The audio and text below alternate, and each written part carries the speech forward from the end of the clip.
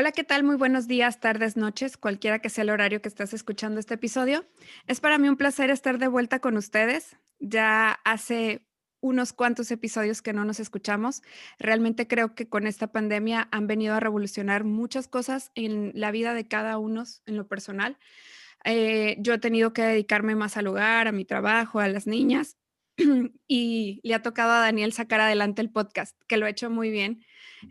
Un agradecimiento a él por tanta dedicación, pero ya estamos de vuelta. Esperamos que podamos seguir cumpliendo los objetivos que nos marcamos desde un principio y sobre todo poder llegar a la puerta de su corazón, de su mente y que muchas dudas que tengan en esta decisión que es el área clínica para lo que van a hacer en su vida o para las decisiones que quieran tomar se aclaren a través de estos episodios. El día de hoy, para mi regreso, tenemos una invitada de lujo. Tenemos a la maestra Bárbara Henderson Cubillas. Ella es psicóloga egresada del Instituto Tecnológico y de Estudios Superiores de Occidente en Guadalajara, Jalisco. Además, es maestra en psicología clínica y especialista en clínica psicoanalítica egresada de la Universidad de Monterrey en el 2019. Realizó el diplomado Estrategias de Intervención Clínica basadas en la mentalización, trastornos graves, niños, adolescentes, parejas y familias, en el Hospital San Juan de Dios, otorgado por el Colegio de Psicólogos Clínicos y de Enlace de Jalisco. En el 2015 realizó el curso de Derechos Humanos y Valores Éticos en la Universidad Comillas en Madrid, España. En el 2018 participó en el Congreso de la Asociación de Psicoanálisis, Cultura y Sociedad en New Brunswick, New Jersey. Tiene experiencia en trabajo con niños, así como también con niños dentro del espectro autista. Brindó acompañamiento terapéutico a pacientes psiquiátricos y pacientes con condiciones médicas. Brinda psicoterapia psicoanalítica a niños, adolescentes y adultos desde el 2015 y actualmente trabaja en la consulta privada en Monterrey, Nuevo León. En estos momentos, pues lo hace a través de plataformas como lo estamos haciendo ahorita en línea. Un gusto que estés con nosotros, Bárbara. ¿Cómo te encuentras el día de hoy? Hola Carmen, ¿cómo estás? Yo me encuentro muy bien. Para mí también es un gusto pues estar con ustedes esta tarde y pues les quiero comenzar agradeciendo a Entre Colegas por el espacio.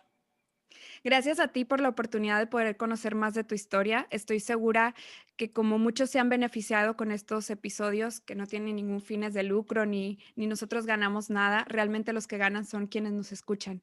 Y es muy bonito ver que a final de año existen ciertas plataformas que te van ahí puntuando, ¿no? Y te van diciendo que tantas personas te han escuchado y realmente que hasta a nosotros nos ha sorprendido cuánto alcance ha tenido este podcast y no por nosotros, sino por ustedes, quienes están del otro lado y quienes vienen a compartir un poco sus historias.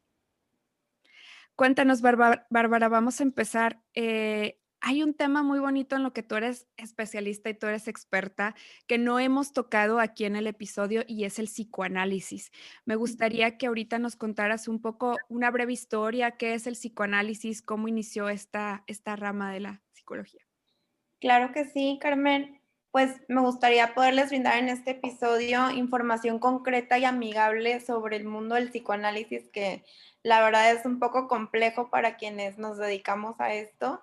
Y bueno, para empezar me gustaría platicarte que el psicoanálisis inició alrededor de 1896 y fue fundado por Sigmund Freud. El psicoanálisis surgió a partir de una teoría propia elaborada por Sigmund Freud acerca de la histeria, ¿no? Y empezó con la idea del contenido inconsciente y también cómo traumas del pasado pues influenciaban la vida como tal. Freud llevó la psicoterapia al nivel científico, introduciendo el psicoanálisis, y la psicoterapia era un tratamiento dirigido a la psique en un marco relacional interpersonal y con respaldo en una teoría científica de la personalidad. Y en la psicoterapia, a diferencia del psicoanálisis, bueno, más adelante les contaré cuál es el objetivo del psicoanálisis, en la psicoterapia el objetivo es la cura emocional. Y bueno, las terapias, contándonos un poquito más sobre historia que surgieron en el siglo pasado, fueron la psicoanalítica y la psicodinámica. Después, en los años 50, empezó la segunda ola de las terapias breves, ¿no? que están más centradas como en soluciones. Esas pueden ser como la terapia breve sistémica, la terapia cognitivo-conductual. Y estas, te digo, se enfocan más en el presente. O sea, no estudian o no investigan el pasado como en el psicoanálisis, ¿no? Y por último, la tercera ola, que fue como en los 80, se centran esas terapias como en encontrar nuestro verdadero yo. Te puedo dar el ejemplo de la terapia narrativa y la terapia humanística. Y bueno, te platico un poquito cómo era antes, quizá ciertos conceptos que la teoría psicoanalítica sacó a relucir. Antes de Freud, se estaba muy conforme con la visión de sexualidad normal, ¿no? Sexualidad como coito, hombre y mujer sirven para procrear, pero Freud nos dijo que la sexualidad pues es mucho más que eso, ¿no? En primer lugar, que es energía o pulsión y no instinto, porque pues puede liberarse de diferentes maneras, con diferentes objetos y cambiar la meta sexual. No es siempre igual en todas las personas. También se dice que Freud despatologiza el tema de lo sexual porque habla de la libido, que es como una pulsión sexual de las vías y caminos distintos por las cuales se puede satisfacer, ¿no? Entonces, aquí también empieza a hablar de la sexualidad infantil, precisamente porque la pulsión pues está desde un inicio. Es decir, en la etapa oral. Freud nos señala ciertas etapas del desarrollo psicosexual infantil y la primera es la etapa oral, donde el niño tiene, bueno, el bebé tiene de 0 a 2 años y la pulsión sexual en esta etapa se satisface por la boca, ¿no? Porque es la zona erógena en esta etapa y donde el niño conoce el placer a través de la boca y así satisface esta pulsión sexual. Un punto muy importante es también el inconsciente en esta teoría, pues gran parte de nuestras motivaciones y lo que hacemos está regido por cosas que tenemos, más bien que no tenemos conocimiento consciente o inmediato. Y esto es porque todo lo que ha sido duro para la conciencia se desplaza, ¿no? Desplazamiento en psicoanálisis es un mecanismo de defensa donde la mente redirige una emoción o una representación psíquica de algo inaceptable por algo aceptable. Y bueno, el aparato psíquico, como le llama Freud, que sería la mente, construye capas para contener la conciencia de ese núcleo patógeno que puede llenar de malestar a la conciencia. Y ese material desplazado en el inconsciente tiene como ciertas insistencias para llegar a la conciencia. Al principio, Freud utilizaba la hipnosis, donde él intentaba como hacer surgir la historia traumática de la persona. Se dice en psicoanálisis que siempre vivimos algo traumático y devastador, que es por ello que lo reprimimos, ¿no? Y se queda en el inconsciente. Y bueno, en la hipnosis se transmitía como un orden para que la sugestión combatiera ese evento traumático. Y bueno, en esa época la hipnosis lograba sus efectos. Pero luego en cuenta que el síntoma disminuía, pero se generaban otros síntomas, ¿no? Igual un síntoma podía ser pues una situación o algún malestar incluso físico, ¿no? Pero igual hablando o con la hipnosis se curaba, pero luego aparecían más cosas. Entonces había un problema ahí que no había sido atendido, lo que se consideraba en psicoanálisis como traumático. Entonces el psicoanálisis se elabora principalmente para llegar al trauma mediante la estimulación o concitación a que recordemos, ¿no? Recordemos esas cosas. Es como, yo había escuchado por ahí el término cuando alguien describía el psicoanálisis como la reconstrucción de los hechos que tuvimos en la niñez para poder resolverlos actualmente. O sea, así yo digo, platicábamos antes del episodio que yo soy médico familiar, y en mis clases veíamos eso, ¿no? O sea, el psicoanálisis es reconstruir el pasado, quizá un trauma que te haya marcado, para poderlo cambiar y para poder cambiar tu presente, porque muchas veces lo que vivimos en la infancia, en la adolescencia, qué sé yo, son cosas que nos marcan realmente y que mientras no lo podamos resolver, pues vamos a seguir como cargando con ese peso detrás, ¿no?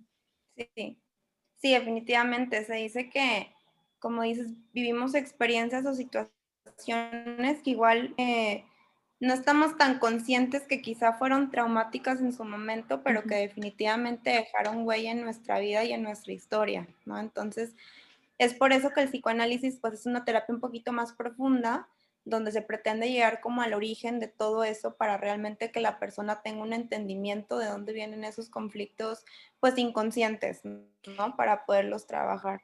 ¿Qué tiene de diferencia? Porque ahorita que te escucho hablar me suena mucho, hay otro diagnóstico que marca el DSM-5 y que todos conocemos, que es el estrés postraumático, ¿no? ¿Cuál es la diferencia de la reconstrucción? O tú ahorita mencionabas una palabra clave también muy importante, que es el desplazamiento, ¿no? Sí. Esa como medida de protección de desplazamiento y la reconstrucción de hechos. ¿Y cuál es la diferencia con el estrés postraumático? Porque a lo mejor yo ahorita en mi edad adulta, no sé, sufrí un robo a mano armada o me intentaron secuestrar, qué sé yo, ¿no? Y después de eso tienes un estrés postraumático. ¿También eso se alivia o se cura con psicoanálisis o cuál es la diferencia importante ahí? Sí, definitivamente al final es un trauma, ¿no? Es una situación, igual aquí en el trastorno por estrés postraumático, pues sí es algo que la persona puede vivir, no propiamente quizá en la infancia o en etapas tempranas, sino en un poquito más grande, ¿no? O en otro momento. Pero yo no diría que difieren mucho. De hecho, creo que al final, pues es este acontecimiento muy fuerte para la persona que le rompió por dentro, ¿no? Entonces, en psicoanálisis yo creo que se trabajaría de similar, ¿no? Quizá la diferencia pudiera ser que en el abordaje no nos enfocáramos tanto como en, vamos, en indagar como quizás más aspectos como de la infancia, ¿no? Yéndonos un poquito más atrás, sino que ya nos iríamos como un poquito más directamente hacia la situación que ocurrió, ¿no? Yo creo que sería como la distinción. De lo que partías tú, que decías, que mencionabas que el psicoanálisis tiene 3 componentes importantes, el pensamiento, la conducta y sentimiento. Tal vez ahí está la respuesta, ¿no? Que, como bien dices, el psicoanálisis trata tal vez de ver, por qué una persona actúa de este modo, Sí, por qué tú actúas así, por qué tienes esos sentimientos, por qué tienes esos arranques, tal vez por qué esa ira. Y a lo mejor sí, o sea, sí, ahora que lo mencionas, sí tiene mucha diferencia. El estrés postraumático, puedes usar algo del inconsciente, pero no es igual. Ahora, exacto. tú me cuentas ahorita el inicio, ¿no? Las raíces, de dónde viene el psicoanálisis. Hoy en día, ¿cómo se practica o cómo es el psicoanálisis? ¿Cómo se hace? ¿Cómo es una terapia? ¿Quiénes van? Cuéntame un poquito de ahorita en este mundo en el que está, en esta Ok. época en la que Sí, estamos. claro. Sí, te comentaba que Freud inició con la hipnosis, pero luego también se dio cuenta que hablar resolvía cosas, ¿no? Y entonces ahí es cuando empieza a permitir que el paciente hablara, porque el paciente siempre había estado callado recibiendo las instrucciones del médico, ¿no? En esa etapa, ¿no? En esa época. Y entonces al darle poder a la palabra al paciente, los malestares psíquicos y somáticos eran como entretejidos por los criterios anímicos, ¿no? Y que pudiera haber, nosotros le llamamos abreacción, ¿no? A partir de estar hablando de esas cosas ocultas, aparecía para la persona cierto tipo de bienestar encontrando las causas del problema, ¿no? La premisa de hablar es que el sujeto reviva la emoción, ¿no? Que había sofocado aquel evento traumático y entonces religar la emoción con el recuerdo hablado, ¿no? Porque muchas veces, Ok. y esto te digo que son los síntomas, ¿no? Como que estamos muy enojados y realmente no sabemos por qué, ¿no? Entonces, en el momento de recordar esa situación, la persona como que en su mente hace ese clic o ese ligue con lo que vivió y empieza a recordar. Entonces, contestando un poquito tu pregunta, ahorita está muy enfocado todo esto a, que igual te hablaré un poquito más adelante, pero a la asociación libre, ¿no? Que la persona hable todo lo que pase por su mente para ir pudiendo ahí como,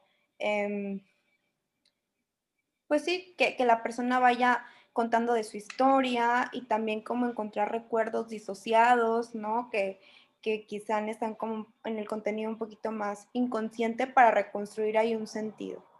A ver, vamos para los que no están en el área de la salud o que quizá nunca han ido a terapia, vamos así como tratar de escenificarlo un poco. O sea, yo llego a la consulta y eh, yo llego y te digo, quiero que me hagas un psicoanálisis, o ese lo propone el terapeuta en base a que tú te das cuenta que la persona necesita terapia basada en psicoanálisis. Ok, bueno, antes que nada, en psicoanálisis se hacen entrevistas preliminares, ¿no? Antes de pasar un análisis, ya sea a un diván o frente a frente. Y bueno, hay ciertas indicaciones, ¿no? Para un análisis clásico, como se le llama, si quieres, eso te lo puedo contar un poquito más adelante.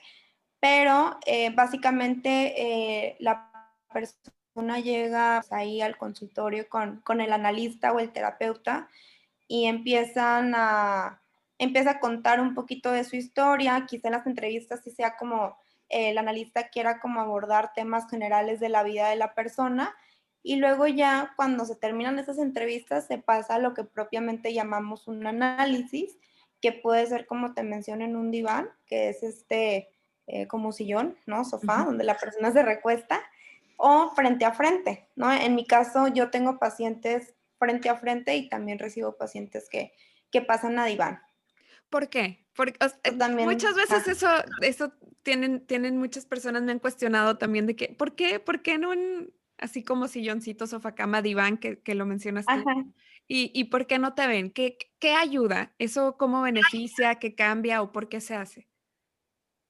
Bueno, se dice que el diván ayuda tanto al analista como al paciente, ¿no? El paciente para no perturbarse por la mirada del otro y así que pueda fluir un poco más ese contenido que a veces, pues sí, el hecho de ver a un otro mirándolo lo puede como intimidar, ¿no? Entonces es como para asociar un poquito más libremente, igual también el analista para estar como realmente escuchando, se le llama escucha flotante, ¿no? O sea, escuchar muy neutralmente y a veces como la mirada pues puede interferir ahí, es por eso que es una de las importancias del diván, que realmente pues no es para todos los pacientes, ¿no? Habrá pacientes que sí se recuesten, habrá otros pacientes que no, pero definitivamente es una herramienta muy importante para el psicoanálisis. Sí, no, yo me imagino que a veces la persona que va con un psicólogo, con un psiquiatra, es por también tiene miedo, ¿no? De que lo juzguen, o tiene miedo de que qué va a pensar la otra persona, o muchas veces van por su propia voluntad, otras veces van porque alguien les insistió o porque no les quedó de otra. Entonces, yo siempre lo había pensado así, ¿no? Que quizá era ese miedo, como tú bien dices, de que qué va a pensar el otro de mí y como esconderte un poco, ¿no? Sí, Entonces, bueno, pues llega, hacen las entrevistas previas, ya finalmente el terapeuta es el que decide en base a qué va a ser la terapia y entonces ya se acordó que va a ser un psicoanálisis y cuando se llega a la terapia del psicoanálisis, ¿qué hacemos? O sea, llego yo, Carmen, voy a tener una terapia basada en psicoanálisis y empiezo a hablar, de eso se trata, esa es la asociación libre o la tribuna libre. así es. O sea, cuando un paciente, digo, ya que se trabaja con un paciente en el discurso, el analista puede identificar pues mecanismos que el paciente utiliza y así se los puede ir interpretando o regresando para poco a poco el paciente vaya siendo consciente de ese contenido inconsciente. algo muy importante, Carmen, es que el analista no puede interpretar, o sea, hasta que ya esté el proceso analítico. No se puede interpretar antes en las entrevistas, sino ya que el paciente pues esté en proceso de análisis. Y cuando el paciente inicia un análisis, el analista le pide que hable de todo lo que pase por su mente, así sea vergonzoso, no lo encuentre importante la persona, y bueno, así se va dando el proceso analítico. Por ejemplo, yo suelo decir al paciente, lo escucho, ¿no? Y de esa manera lo estoy invitando a hablar, y eso también muchas veces nos lleva al motivo de consulta, ¿no? O qué Ok. te trae por aquí, pero dejo como ese espacio para que él empiece con lo que quiere empezar. No hay un tema en particular, o sea, no le dices, bueno, vamos a hablar de tu infancia, o sea, de No, lo que quiera.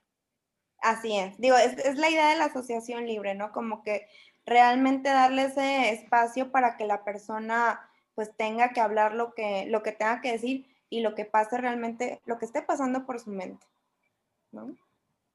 Ok. ¿Y en qué momento ustedes como terapeutas se van dando cuenta que tienen que hacer ciertas intervenciones o que el paciente, por ejemplo, te lo voy a poner en el contexto mío de consultorio. Llega un paciente Ujú. pues bueno, quiero saber cuál es su motivo de consulta. Muchas veces es, pues me duele la cabeza. Pues sí, pero yo que ya soy especialista, yo no puedo decir, ah, bueno, le duele la cabeza, le voy a dar paracetamol y ya. O sea, yo como especialista en medicina familiar tengo que encontrar la raíz de su dolor de cabeza, entonces yo le doy tribuna libre. Pero hay un punto en que los pacientes empiezan, no, es que yo me acuerdo que cuando me caí del caballo, cuando tenía 6 años, entonces eso ya no es relevante para mi motivo de consulta en este momento en consultorio. Entonces yo empiezo a hacer preguntas en embudo, preguntas enfocadas hacia ver si su dolor de cabeza es por una hipertensión, por una migraña, por una sinusitis, mis diagnósticos diferenciales. Pero en el caso de ustedes, ¿cómo le haces para que supongo, o sea, sí, sé que el psicoanálisis son varias sesiones, no es como que, en un mes se te va a resolver, pues para nada. Hay quienes necesitan 2 a la semana, no sé, 1 a la semana, ahorita tú me explicarás, pero ¿cómo le Ujú. haces para no perderte, para no perderse, para que de repente sus recuerdos de la infancia, que se revuelven con los de la edad actual, que se revuelven con cómo Sí, tú desde el otro lado lo vives? Cuéntame. claro. Pues digo, aquí realmente, te digo, es fundamental, que ahorita te voy a decir cuáles son como las dos reglas fundamentales del psicoanálisis, porque una de ellas es la neutralidad, donde el analista tiene que ser muy neutral para propiamente poder escuchar ese contenido inconsciente. Nosotros vamos devolviéndole al paciente interpretaciones, ¿no? Sobre lo que está diciendo. Y también, digo, la idea es como ligar eso del pasado con el presente, ¿no? Con situaciones que esté viviendo en el aquí y el ahora, y es por eso como que sí se jala un poquito, a ver, todo esto que me platicas, ¿qué tiene que ver con lo que estás viviendo el día de hoy, ¿no? ¿Qué tiene que ver con las situaciones que al día de hoy te están causando conflicto? Para que así el mismo paciente vaya ligando y vaya entretejiendo todo lo que ha vivido en su historia con lo que el día de hoy está viviendo. Entonces, no sé si contesto un poquito tu Sí, sí, pregunta, sí. pero sería como ligarlo, ¿no? Irlo entretejiendo eh, y bueno, estarle interpretando. Yo en lo personal, y también te quería contar, o sea, hay varios enfoques de psicoanálisis. Yo en lo personal sí me considero una analista como, pues, participativa, ¿no? Hay unos que son un poquito más eh, silenciosos, ¿no? Que le quieren dar como el espacio al paciente, pero yo sí procuro mucho como intervenir y cuestionar este, y como dándole, interpretando, ¿no? Lo que él está eh, hablándome. Yo soy muy metafórica, entonces vamos a poner una metáfora. Me imagino no sé, yo soy una hoja de papel que se hizo muchos pedacitos y entonces yo llego contigo y quiero pegar todos esos pedacitos, pero no sé cómo reconstruirlos y entonces a lo mejor tú funges como la cinta scotch que me va a ayudar a pegarlos. ¿Es correcto? ¿Estoy bien? ¿Así puedo yo pensar que funciona el psicoanálisis? Sí, sí, yo creo que también ir poniendo esos pedacitos en los lugares correctos, ¿no? ir viendo de qué manera este pedazo va acá y no va acá, qué va antes y qué va después, ¿no? De qué manera vamos a pegar, que quede bien pegado. O sea, realmente ir entendiendo también por qué se rompió todo ese papel y por qué en esas partes, ¿no? Esta es una terapia como muy profunda donde yo creo que el objetivo es que realmente haya un autoconocimiento y un entendimiento muy, muy profundo, ¿no? De la persona. ¿Cuál sería el beneficio final entonces del psicoanálisis? Ya hablamos del objetivo, ya hablamos un poco de la diferencia con otros tipos de terapias, quizá ahorita le damos un poco más de enfoque, pero ¿cuál sería así el beneficio del psicoanálisis? Yo creo que puede ser muy benéfico para identificar factores o conflictos inconscientes que determinan ciertos lazos y síntomas, ¿no? Que de no ser puestos en palabra y pasados por la vía de la conciencia, la persona lo va a seguir repitiendo sin saber por qué realmente lo hace, ¿no? Yo creo que sería como a grandes rasgos un beneficio que yo creo es primordial, ¿no? Y también realmente darle comienzo a entender qué le pasa a la persona y volver su queja, porque muchas veces no sé si te toca en el consultorio que el paciente llegue y se queje y se queja y se queja.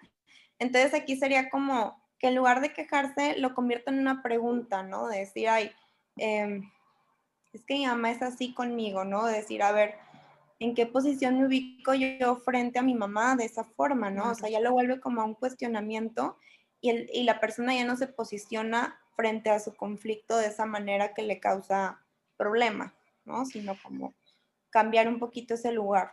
Sí, la perspectiva, ¿no? Quizá, a muchos nos ha tocado como analizarnos un poco y de repente tenemos esos momentos en que dices, pues bueno, ¿por qué actúo así? O ¿por qué yo tengo tantos conflictos? El caso que decías, ¿por qué yo tengo tantos conflictos con mi mamá y por qué solo y te pones en el papel de mártir, ¿no?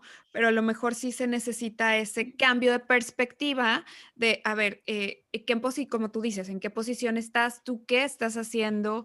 O por qué se originó esta problemática. A lo mejor esto en la relación con una persona, pero a lo mejor también algo que a mí me hace ahorita mucho ruido y que lo veo como muy importante, la conducta, ¿no? El por qué tu conducta es así o el por qué tienes esos pensamientos o esos sentimientos, qué fue lo que te los originó.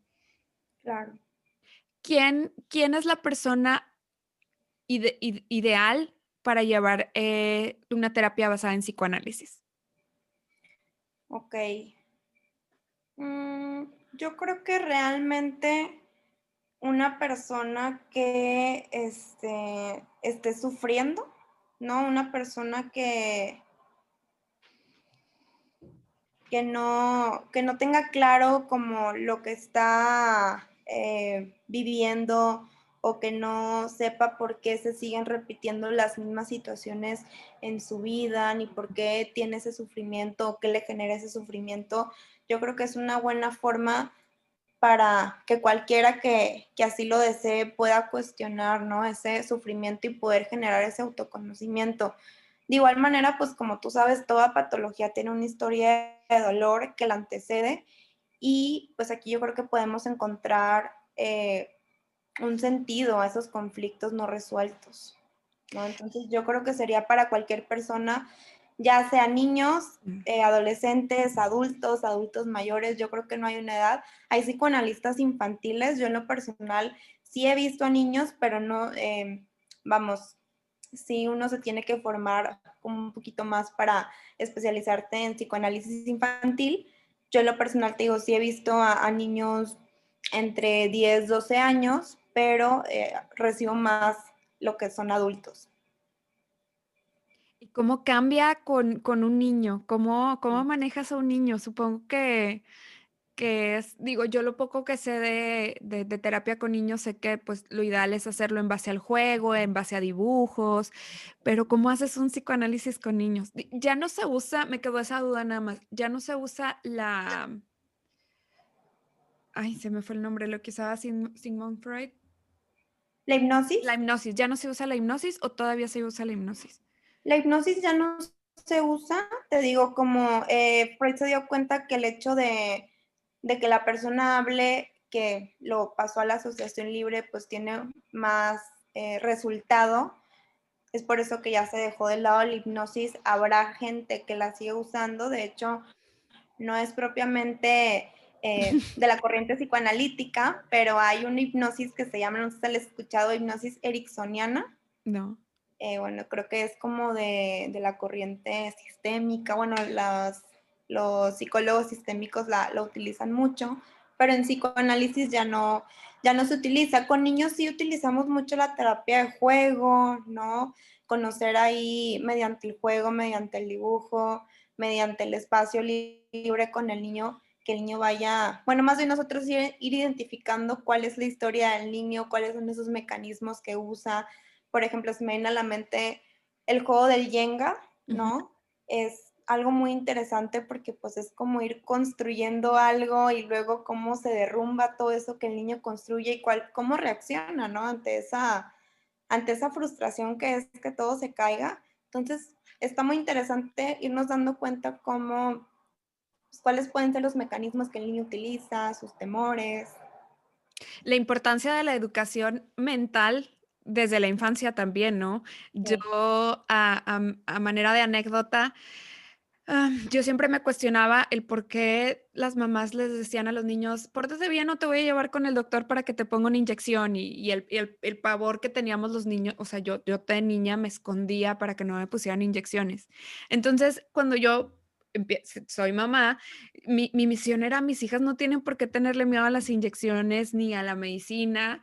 Y cuando estaban muy pequeñas, tenían 1 y 2 años, me sentaba yo a jugar con ellas con sus muñecas y jugábamos que les dábamos medicina. Y entonces, mira, esta medicina y esto, y siempre jugamos muchas veces, sobre todo cuando tenía que darles por algún motivo medicina.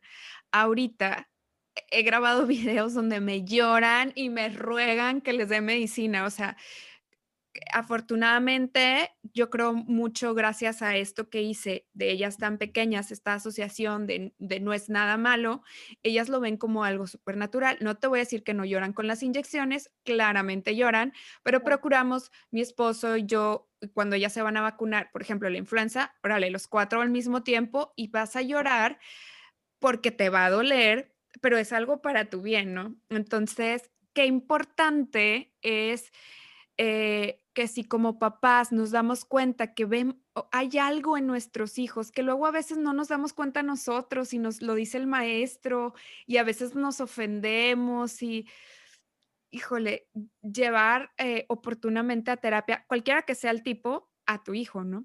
Claro. No, ahorita que mencionaste este ejemplo, ¿no? Como también desde pequeños es importante como irles, pues, inculcando ciertas cosas o acompañándolos en eso o irlos como dirigiendo esas cosas que, pues, todos tenemos que pasar como inyectarnos, ¿no? Vacunarnos. También mucho en la terapia con niños, pues, se trabaja con los padres, ¿no? Es algo que es muy importante porque se dice que los niños son los síntomas de los padres, ¿no? Sí. Entonces, definitivamente es importante ahí explorar un poquito la historia de los padres o cómo ellos están viendo como la situación del niño, porque pues digo, generalmente cuando un niño llega a terapia es porque los padres lo llevan, ¿no? Entonces, Sí, claro. Yo, en mi conectar. caso, yo soy la hija mayor de las 2 familias Mm, y, yo estuve en terapia con psiquiatra, pues, porque así lo decidí, realmente nunca estuve medicada ni nada, pero también tuve algo de así como de psicoanálisis, y yo solita me daba cuenta que de niña vivía yo en los hospitales, por cosas que a lo mejor no eran tan importantes, tan relevantes. Afortunadamente, nunca tuve un problema grave de salud, pero coincidía en que generalmente yo era el chivo expiatorio de mi familia, y si había un problema en mi familia y tenían problemas, no sé, económicos o se peleaban o algo, ahí va Carmen al hospital porque era, como tú bien dices, la que traía los síntomas de toda la familia y yo, por ser la mayor, me sentía como la superlíder y bueno, no piensen en eso, piensen en mí, ¿no? ajá, sí, claro. Bien, Bárbara, cuéntanos, un poquito, sobre ejemplos de otros tipos de terapia aparte del psicoanálisis. Ahorita veíamos pues el objetivo, el beneficio. ¿Cuál es como la diferencia con otros tipos de terapia que puede haber además del psicoanálisis? Ok. Bueno, te decía, por ejemplo, las terapias de la segunda ola, ¿no? Que eran como estas terapias enfocadas en soluciones o más breves. Te ponía ejemplo la terapia breve sistémica y la cognitivo-conductual, que estas son como, a diferencia del psicoanálisis, ciertas cantidades de sesiones, me parece que creo que son de 10 a 12 sesiones, y pues en psicoanálisis es un tiempo que no está limitado. De hecho, pudiéramos decir que, porque digo, dentro del psicoanálisis, como te comentaba, también hay orientaciones, escuelas, y hay unas psicoterapias psicoanalíticas breves, ¿no?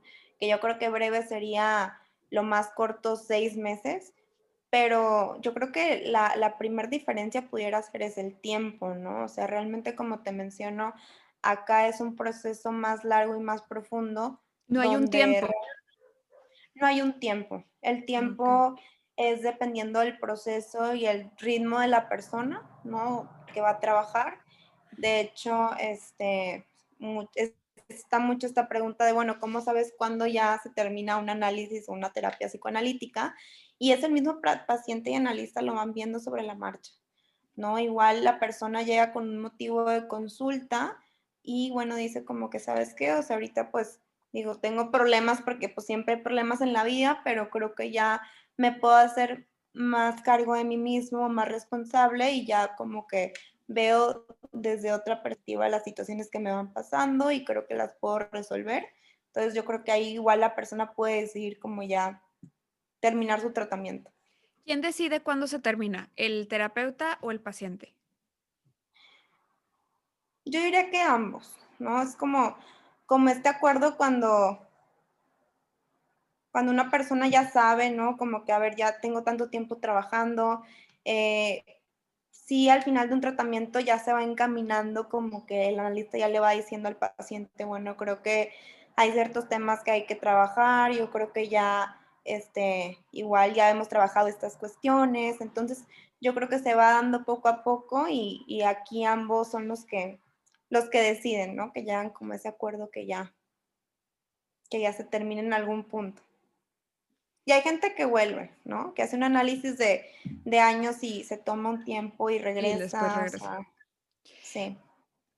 Para llevar una sesión de psicoanálisis, ¿el paciente puede o no estar medicado o no? O sea,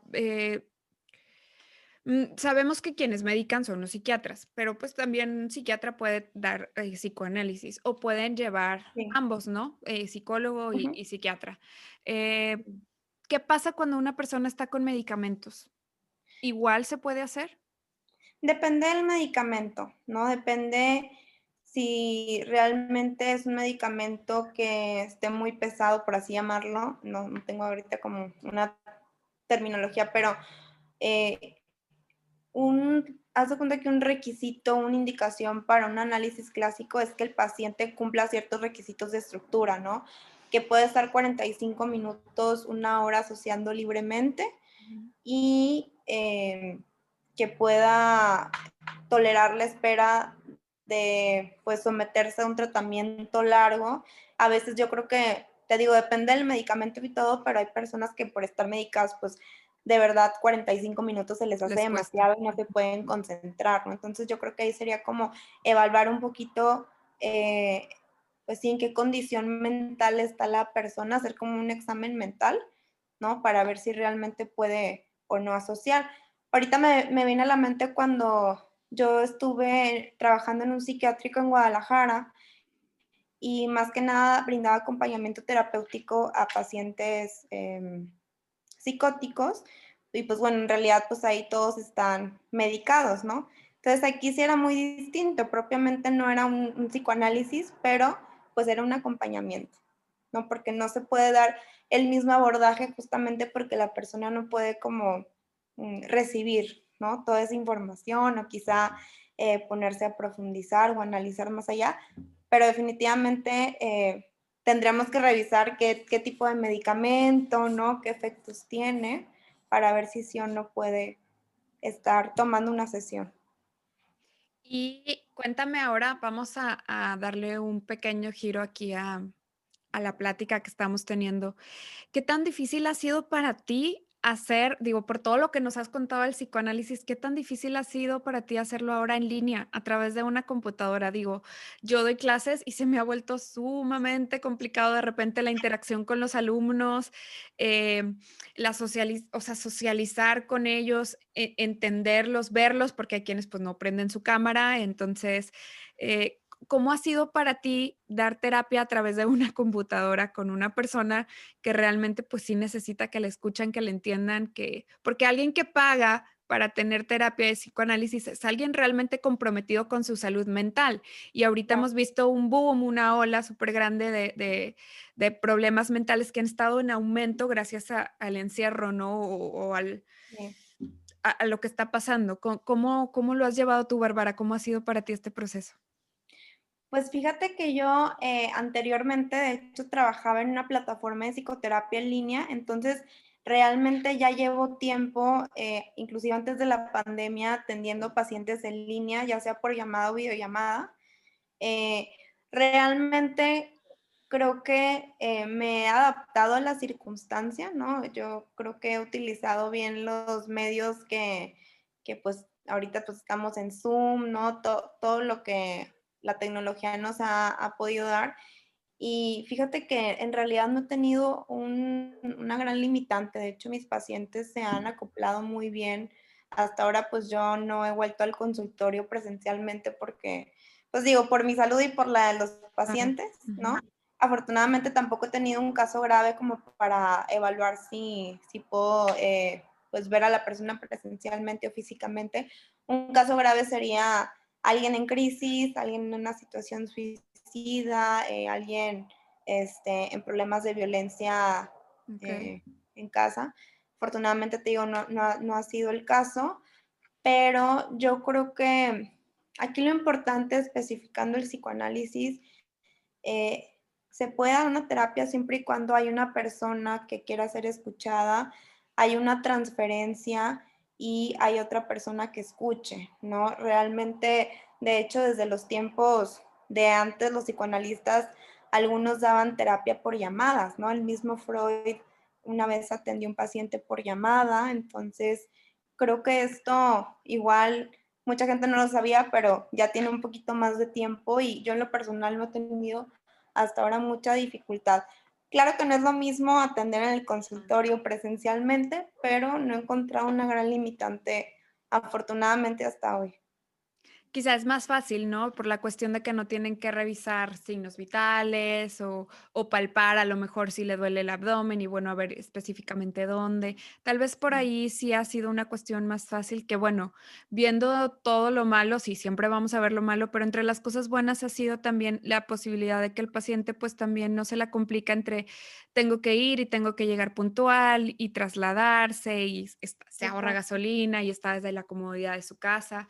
Pero yo pensaba también en casos como los que mencionas, casos graves o casos en los que de repente te dice un paciente: "Es que no tengo un espacio solo para Exacto. hablar". O sea, hay personas que de repente van a terapia porque, pues, hay algo que solo lo quieren platicar con su terapeuta y no quieren que las personas se enteren alrededor o no saben cómo lo van a ver. Entonces, también ponernos un poquito en la posición del paciente de qué difícil ha de ser para aquellos que viven en hacinamiento o aquellos que no tienen ese espacio donde puedan hablar tranquilos, ¿no? Claro. Sí, de hecho, muchos de mis pacientes ahorita por la modalidad remota toman la sesión incluso en su carro, o sea, se van al parque, ¿no? Han encontrado algún lugar en casa, no sé, tengo un paciente que afuera de su casa tiene como un cuarto, entonces ahí se Ahí se mete, meten, pero sí. han encontrado la manera, ¿no? Porque definitivamente creo que no es, pues no es lo más cómodo hablar en casa teniendo a alguien ahí que puede escuchar, yo creo que no te abres tan fácilmente, ¿no? O que llegan y te interrumpen. Entonces, sí es como, pues, buscar este lugar donde te puedas sentir cómodo y donde realmente puedas tener tu espacio, ¿no? Bárbara, si alguien está interesado en hacer, en seguir tus pasos, en formarse más en psicoanálisis, ¿quién pudiera hacerlo? ¿Tiene que ser a fuerza un psicólogo y psiquiatra? ¿Para quién más va dirigido esto el psicoanálisis? ¿Quién lo puede implementar? ¿Cómo le hacen? Cuéntanos. Claro. Mira, pues yo soy psicóloga de profesión, pero también el psicoanálisis lo puede ejercer cualquier persona. Está un poquito más enfocado, claro, en las personas que tengan como un conocimiento psicológico, pero también los médicos, de hecho Freud pues era neurólogo, pueden estudiar psicoanálisis. La formación para ser analista no propiamente se da en una institución. Yo en lo personal, como comentaron al inicio, pues estudié la especialidad en clínica psicoanalítica y la maestría en clínica, en psicología clínica, perdón, pero pues también hay doctorados en psicoanálisis. Yo ando ahorita todavía viendo qué doctorado específicamente, pero hay muchas escuelas, hay muchos institutos donde se puede dar la formación psicoanalítica. Eh, pero yo te diría que básicamente sea donde sea la institución, la escuela, lo más importante es tener seminarios clínicos, ¿no? Donde estudiemos, pues claro, la teoría psicoanalítica, supervisores donde puedas tú supervisar los casos que vas viendo en la práctica y también un análisis personal. Es lo más importante, que el Claro. propio analista se esté analizando o haya tenido un análisis didáctico donde haya trabajado pues todo sus conflictos inconscientes para poder trabajar con personas. Eso creo que es algo muy importante en la formación. Claro, porque si no, luego, ¿cómo tú vives con toda esta carga emocional que va a otro paciente a transferirte a ti y luego tú puedas tener cotransferencia con otro paciente? Y entonces, sí, realmente yo soy partidaria de que toda persona que nos dediquemos al área de la salud, independientemente de la especialidad que tengamos o no, debemos de llevar este acompañamiento de alguien más. Claro. Escuchaba a un médico general que estaba muy afligido porque tenía una paciente que tenía cáncer de mama en etapa ya terminal y estaba sola, ella era de otro estado y no sabía, o sea, como a quién a quién dirigirla, a quién le pudiera ayudar, quién y Ujú. simplemente este caso así tan común de la vida diaria que se escuchara, pues, hasta eso es necesario de repente tú hablarlo con alguien y ver qué fibras sensibles movió dentro de ti o cómo te Claro. proyectas o no. Sí, claro. De hecho, ahora que tocas este punto, también cuando uno está en las entrevistas preliminares, en este caso en psicoanálisis con el paciente, el analista también puede decidir con quién trabajar o con quién no trabajar en cierto momento, ¿no? Okey, Te pongo un ejemplo.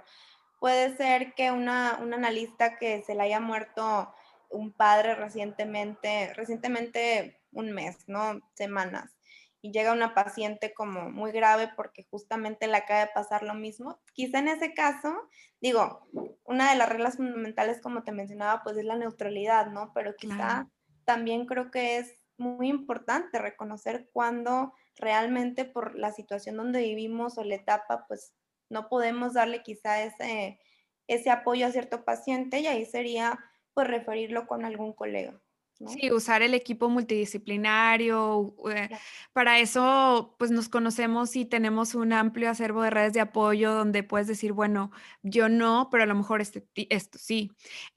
Mira, tocas un punto muy importante, donde yo ejerzo la medicina, pública, yo trabajo para una institución, de repente llegan pacientes que se gastaron un cuento cuentononón con médicos, por fuera, que le decían: "No, sí, yo te lo voy a arreglar", y bueno, hasta cirugías innecesarias se llegaron a hacer porque tenían seguro de gastos médicos.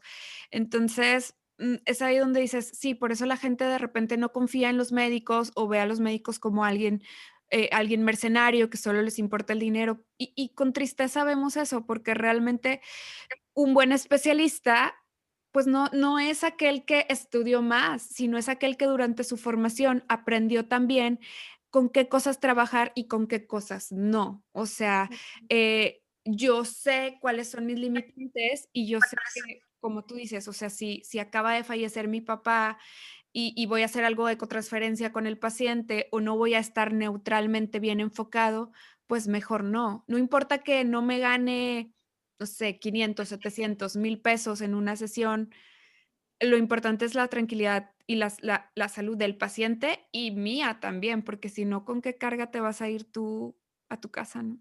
Exacto.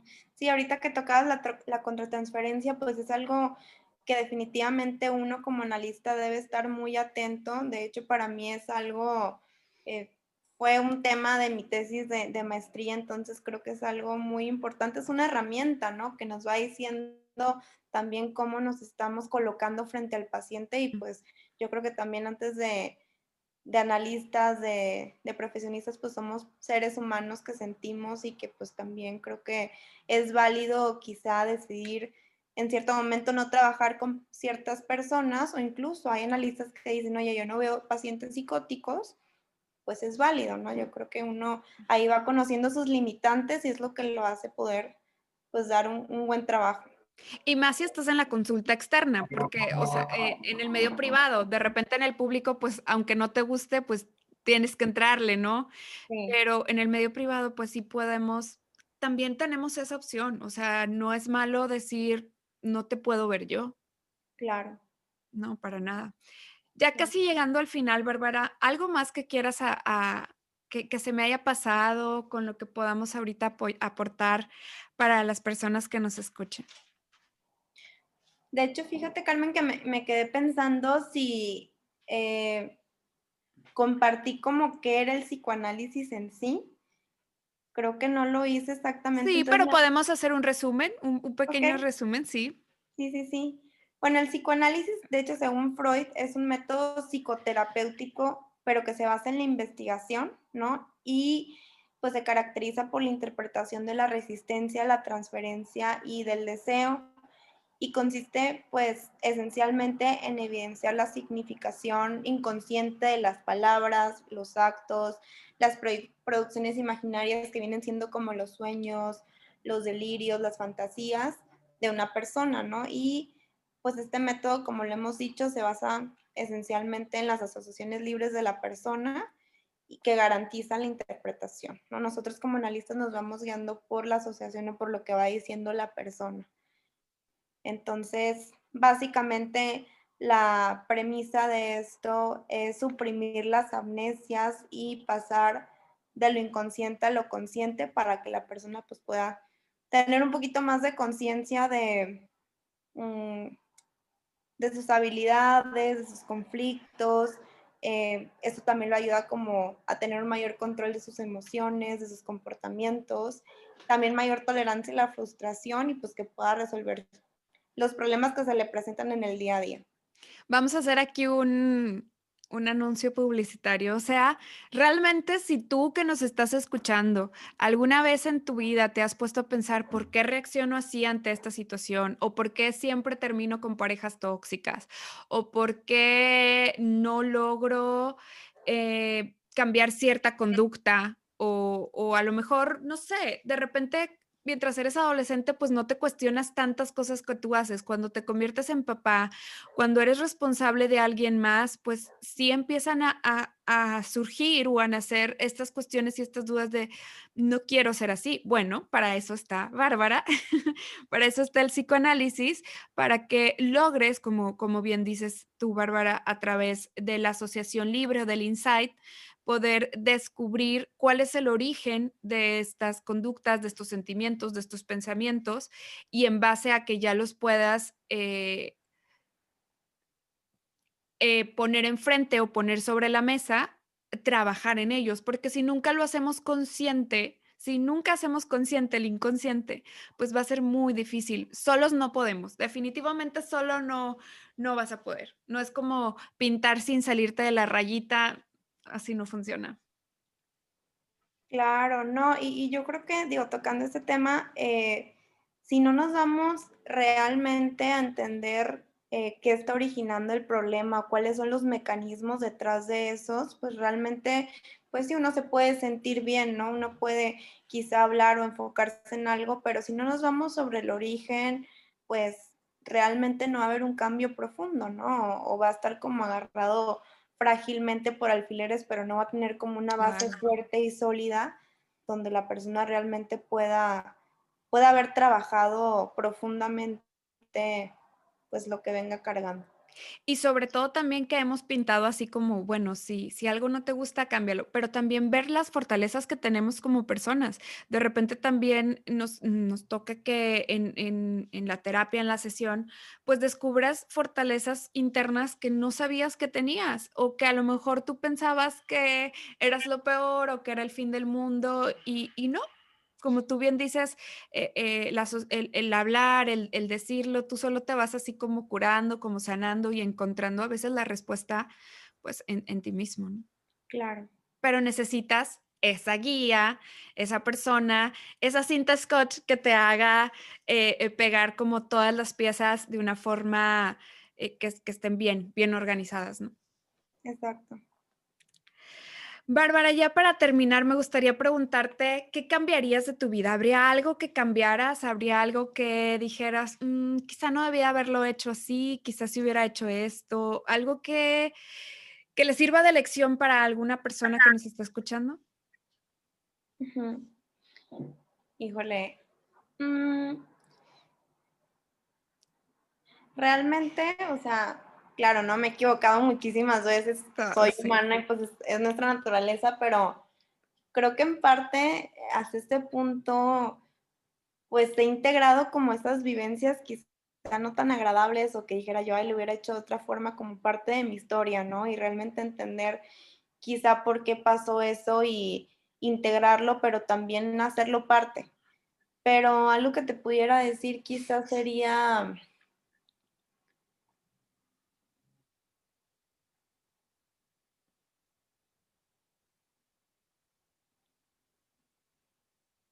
no sé, en veces como estar un poquito más atenta a cuestiones que a veces uno por estar como tan metidos en el día a día o en la profesión o en los quehaceres o en las responsabilidades, como también ver eso que es importante, ¿no? Que dejamos de lado. Te puedo decir como, no sé, quizá la pareja o cuestiones así de relaciones interpersonales, como estamos tan metidos, siento que a veces, pues sí pudiera ser algo que pasa mucho en los profesionistas de la salud, tanto psicoanalistas, psicólogos, médicos, pero estamos como tan metidos en la rutina, en el quehacer, que quizá a veces nos olvidamos de las otras personas importantes que también están ahí, ¿no? Y que son parte de nuestra vida. Yo creo que en lo personal a veces pudiera yo caer un poquito en eso, entonces yo creo que también recordar, ¿no? Y hacernos tiempo de atender a las otras personas en nuestra vida. ¿Eres feliz, Bárbara? Sí, Te escuchas muy feliz, te escuchas muy contenta con lo que haces. Creo que yo no te conocía antes de esta entrevista, pero en estos pequeños 45, 50 minutos que llevamos, he descubierto que realmente amas lo que haces. Conoces muy bien todo lo que dices. De repente yo te hacía algunas preguntas que no te desequilibraban, totalmente estás en tu canal y cuando una persona ama lo que hace, definitivamente sí existe esto que mencionas. Puedes caer en el me quiero comer al mundo porque sé lo que hago, porque lo disfruto y porque quiero ayudar a los demás, pero sí, como lección también me ha pasado, de repente se nos olvidan las personas que tenemos alrededor o que sabes que también algo bonito de la pandemia es que nos ha regresado a la familia y a todos nos ha dado, hace poco me decía una alumna: "Doctora, ¿podemos cambiar la clase? Porque es que me siento muy triste y quiero ir a visitar a mi familia". O sea, ¿cómo realmente debemos de sentirnos afortunados quienes todavía tenemos familias, quienes todavía tenemos ese lugarcito donde podemos ir a llorar o a un apapacho? Entonces, comparto lo que dices. Mi pregunta no era con la finalidad de sacar algo así, pero realmente que, híjole, hasta en eso aprendo de ti. Muchas gracias por tu participación en el programa. Definitivamente yo estoy muy contenta de haber regresado. Ya tenía yo muchos meses de no hacer una intervención en el programa y qué bonito haber platicado de esto que ambas gozamos, disfrutamos y que sobre todo es una manera de ayudar al paciente mucho más. A veces yo creo que es más importante lo que escuchas al paciente que la medicina que le das. Claro, definitivamente.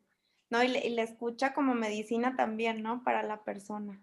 Así es, no, una de las frases y de las cosas que yo digo siempre cuando doy clases es, el paciente va a llegar a lo mejor a con algo, no sé, con un dolor de cabeza, con un dolor de garganta, cuando realmente su problema es todo lo que tienes que escarbar. A veces hace falta decir: "¿Y cómo te sientes?", y empieza a llorar, y empieza con la labilidad emocional que dices: "Ay, le atiné", ¿no? Sí, Muchas sí, sí, gracias, sí, ya Bárbara. Gracias de nuevo por habernos acompañado. Algo que quieras decir para despedirte el día de hoy. no, pues de nuevo, gracias a ustedes, Carmen y Daniel, por este espacio. Creo que hacen un labor muy importante pudiendo, pues, poner en manos y en oídos de mucha gente todas estas conversaciones y diálogos que sin duda son muy enriquecedores y muy útiles para tanto profesionistas de la salud como para cualquier otra persona que puede estar escuchando. Y Gracias a bueno, ay, perdóname, por último quiero comentar que, como decías al inicio, ahorita pues me encuentro trabajando en línea, ¿no? Trabajo ahorita por llamada y videollamada, yo espero regresar pronto al modo presencial, pero bueno, hasta que no se bajen los casos, yo creo que me iría atreviendo poco a poco. Igual te invito y los invito a los que están escuchando a seguir mis redes sociales. Yo estoy en Facebook como psicóloga Bárbara Henderson y en Instagram como tu.psicoanalista. Ahí básicamente comparto información pues para hacerles llevar el mundo de psicología y psicoanálisis un poquito más amigable y más concreto y bueno, cualquier cuestión, duda o comentario, ahí estoy a sus órdenes. Creo que definitivamente a través de esto, o que sea en línea y no presencial, puedes llegar a mucho más lugares. Ahorita nos hemos dado cuenta con las aplicaciones que te dan una puntuación de cuántos países te han escuchado. No sé, al final, puedas estar consultando a una persona de otro país, de otra ciudad, ¿no? A través de estas plataformas. Entonces, de nuevo, muchas gracias por estar con nosotros. Gracias a ti por estar al pendiente también de entre colegas, por saber que es una herramienta para ustedes principalmente, que les ayuda a acercarse más con los pacientes y que de repente también ahí no sabemos, hay alguien escondido que necesita de ti, ya sea en lo profesional, en lo personal, en la salud, y es muy bueno. Como dijiste, estas charlas, estas pláticas, la única finalidad que tienen es pasar una hora amena, disfrutar y conocer más el uno del otro. Muchísimas gracias, Bárbara, y muchas gracias a todos los que llegaron hasta este punto, hasta este episodio, que concluyeron este episodio. Esperemos que les haya sido de mucha utilidad para su vida. Cualquier duda nos pueden mandar un mensaje directamente a nuestras redes sociales o a las redes sociales de Bárbara. En Instagram, como ya decía, está como tu.psicoanalista. Gracias a todos por escucharnos. Como dice Daniel, a seguir con nuestra misión en la vida.